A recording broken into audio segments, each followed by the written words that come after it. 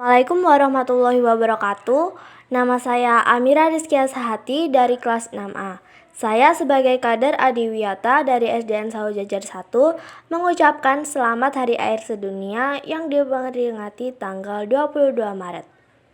Sumber utama kehidupan. Segala bentuk kehidupan di alam ini mutlak memerlukan air dalam proses kehidupannya.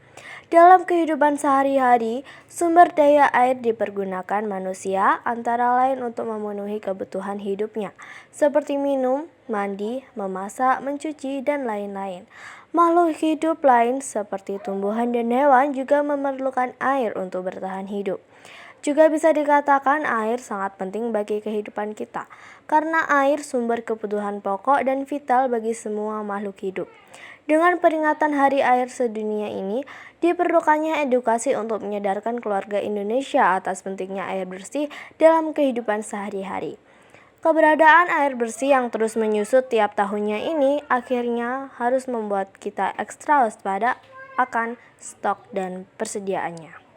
Menyajikan peta pikiran masalah, solusi, memanfaatkan teknologi dalam menghemat air, hemat air, fakta lain, tanpa air bersih, limbah kotor, layanan air minum, lahan basah alami, laut, dan air tawar. Upaya menghemat air agar bisa dinikmati untuk generasi yang akan datang. Yang pertama, mengurangi siraman. Mengurangi penggunaan air dalam kegiatan yang menggunakan siraman seperti mencuci kendaraan, menyiram tanaman dan halaman, atau juga aktivitas penyiraman pada toilet duduk. Yang kedua, memperbaiki kebocoran keran. Kebocoran bisa saja terjadi pada saluran-saluran pipa, maka dari itu untuk melakukan penghematan air, penting melakukan pengecekan pada saluran-saluran air tersebut. Yang ketiga, mematikan keran ketika tidak digunakan.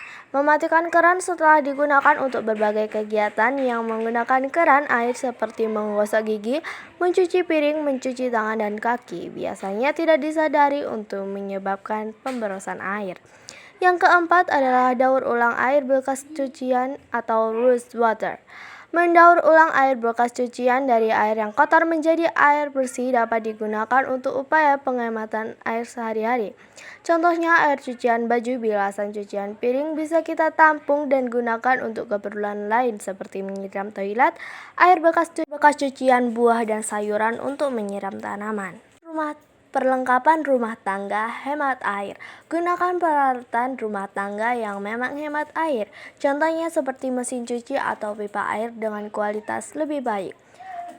Lubang biopori. Lubang biopori bisa menjadi salah satu cara menghemat air yang brilian. Air yang masuk ke dalam lubang akan meresap ke dalam tanah. Air tersebut akan diikat sebagai sumber air tanah untuk suplai air bersih yang kamu butuhkan di rumah. Memasak air secukupnya. Ketika ingin memasak air untuk kebutuhan, mungkin terkadang banyak orang menggunakan air terlalu banyak tanpa memikirkan jumlah yang dibutuhkan. Jadi, air yang tersisa pun dibuang begitu saja.